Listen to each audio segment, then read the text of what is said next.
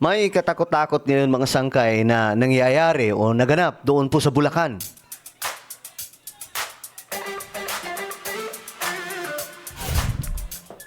Alam nyo, sinisingil na po tayo, no, ng kalikasan. Dahil po sa gawa nito mga korap na mga politiko at dahil din po sa ating mga Pilipino, kawalang pagmamahal sa ating kalikasan, ito na ang nangyayari sa Pilipinas. May nangyayari, mga sangkay, o may delikadong naganap doon po sa Bulacan na dahilan kung bakit nagdeklara daw po ngayon, mga sangkay, nagdeklara ng state of calamity. Ano nga ba ang nangyari? Malalaman po natin ngayon. Bago tayo magpatuloy sa mga hindi pa po dyan nakakapag-subscribe sa ating YouTube channel, guys, subscribe nyo po para lagi po kayong updated sa mga vlog po natin, sa mga video na ginagawa po dito sa YouTube. Yung mga komentaryo po natin, yung mga opinion po natin, dito nyo lamang po yan mapapanood. Sa mga nanonood naman po sa Facebook, i-follow nyo po yung ating Facebook page. Okay ha? Eto, simulan na po natin. Kasi nga po, ito ang nangyari. Ayon po dito sa report, itong Bulacan daw po, isinailalim sa state of calamity. Buong lalawigan po ito ng Bulacan. Buong Bulacan po ito mga sangkay. Dahil sa malawakang pinsala at epekto ng tuloy-tuloy na pag-ulan dulot ng Bagyong Luis, Bagyong Maymay at Habagat. Pansinin nyo mga sangkay, parang mag-iisang buwan na mga sangkay na hindi sumisikat si Haring Araw sa Luzon. Pero ang matindi ngayon, doon sa Visayas naman, sobrang init daw po ng panahon. Ayon po yan sa mga bali-balita sa atin mga sangkay na sobrang lala ng sitwasyon doon. Humihiling na sila na kahit isang araw lang daw, umulan. Dahil grabe daw na tag-araw ang mayroon doon. At para po sa inyong kaalaman, nasa gitna po tayo ng, nasa punto po tayo na may El Nino po. Nakakaranas ang mundo po natin lang El Nino. So sa ibang mga part, wala pong ulan-ulan, grabe, tagtuyot na mga sangkay. Sa ibang part naman, inuulan. So yan po yung effect ng El Nino. Hindi lang puro ano yan, mga sangkay, tawag dito, hindi lamang puro tag-araw o tag-init o heat wave, yung ibang part, mga sangkay ng ating mundo, o kahit dito sa ating bansa ay inuulan, binabagyo. At sa ano nga po, mga sangkay sa Luzon, habagat lamang po ang nararanasan, pero grabe, di ba? Ang lala ng epekto. So ayon po dito, ayon sa Department of Interior and Local Government, Bulacan, nitong Huwebes, ipinatupad ang deklarasyon sa bisa ng panlalawigang kapasyahan. Ayan, mga sangkay, nagdeklara ng state of calamity. Kasi tuloy-tuloy mga sangkay. At para po sa inyong kaalaman, may isang bahagi po ng Bulacan na hindi na po natutuyuan ng tubig. Kinakain na po sila, sabi nila, kinakain na po ng dagat mga sangkay, or tubig, no? Na hindi na po bumababa. Mga sangkay ang tubig. At matagal na pong panahon ito nangyayari sa kanila. Effect daw po ito ng climate change.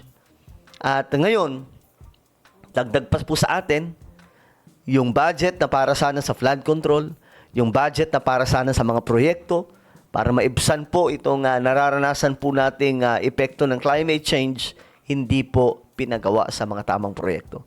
Substandard, ghost projects, yan po ang kanilang ginawa sa Pilipinas. Kaya alam nyo, dapat singilin po natin yan, mga yan. Yung mga korap na mga politiko, dapat masingil po natin yan. Sa paanong pamamaraan? Sa pagboto. Huwag na kasi kayong tumatanggap ng pera para bumoto. Para may boto nyo yung tama. 'Di ba? Kasi kaya nangyayari ito sa Pilipinas ngayon, mga sangkay, kasi tayo din naman may kasalanan Boto tayo ng boto ng mga maling tao. 'Di ba? Layunin nitong mapabilis ang pagtugon ng pamahalaan sa pangangailangan ng mga residenteng naapektuhan ng kalamidad. Kabilang ang agarang pagbibigay ng relief assistance, food and non-food items, medical assistance, rehabilitasyon, at iba pang kinakailangang serbisyo. So, ayan po ang nangyayari sa Bulacan. Again, sinisingil po talaga tayo ng kalikasan. Kasi bukod po sa mga korap, tayo din po may problema. O kung tatanungin ko kayo ngayon, nagtatanim ba kayo ng punong kahoy? Nagtatapon ba kayo ng basura sa kalye? 'Di ba? Yan pa lang, sablay na po tayong lahat, mga sangkay. Sa totoo lang. Sablay na po tayong lahat. Kasi mostly sa atin, dugyot, tapon lang ng tapon ng basura kung saan-saan. Mga sangkay. Tapos pag eto na, pag bigla na pong kinain tayo ng malakas na bagyo, magrereklamo po tayo. Wag ganun.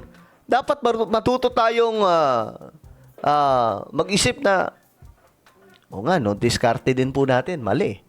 Kaya pag bumagyo, biglang bumaha, kasi wala na mga punong kahoy, bukod doon, yung mga basura, tapon lang tapon tayo sa kali, tapos yan, napupunta sa mga daluyan ng tubig, bumabara po doon, ayun, lubog ang Metro Manila, lubog ang ibang mga lalawigan, lubog ang ibang mga syudad. Yan po ang nangyayari. Tayo din po talaga may problema dyan. 'Di ba? Hindi lang yung mga korap. Yung mga korap, isa po yan, malaki po yung kanilang pananagutan, pero tayo din mga Pilipino, may pananagutan tayo. Kasi nasanay po tayo sa kultura na maayos tayo sa pananamit, ang bango-bango po natin, parang konti na lang. Ibuhos po natin yung buong pabango natin para magmukha tayo malinis. Pero sa pagdating po sa pag-aalaga ng kapaligiran, hindi po tayo ganun. Hindi po tayo maaalaga sa ating kapaligiran. Hindi po tulad sa China, sa Japan, na talagang ultimo yung mga kahoy sa kalsadahan, hindi po talaga nila pinuputol. Pero dito sa atin, di ba? Mga puno sa may banda yon, sa may Maynila, mga sangkay, mga nara pa naman daw yon. Pinutol. Kasi gagawan daw po ng proyekto. Bambira talaga. Kailangan isakripisyo yung nature po natin para lamang sa project, samantalang pwede namang diskartehan yun. 'Di ba? Tayo mga nganib niyan eh. Inaasahan ding mapapabilis dito ang mga hakbang para sa rehabilitasyon at pagbangon ng mga komunidad. Gayon din ang pagpapatupad ng mga mekanismo laban sa hindi makatarungang pagtaas ng presyo ng mga pangunahing bilihin at iba pang pangangailangan ayon sa DILG Bulacan. Ayan mga sangkay. Yan po yung problema o malaking epekto ngayon sa Bulacan dulot nitong sama ng panahon, mga sangkay. And again, hindi lamang po talaga nababalita.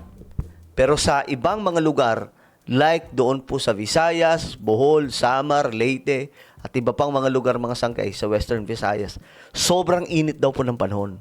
To the point, mga sangkay, na umihiling na sila ng isang araw na pag-ulan. Yung mga pananim, tuyo na. Hindi na daw po kaya ng mga pananim. Hindi na po nabubuhay sa sobrang init. Natutuyo na lang mga sangkay. So, yan po ang malaking problema ng ibang mga lugar sa Pilipinas.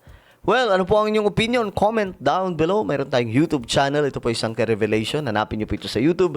Ngayon din, kapag nakita nyo na, i-click nyo po yung subscribe, i-click ang bell, at i-click nyo po yung all. Ako na po ay magpapaalam. Mag-iingat pong lahat. God bless everyone.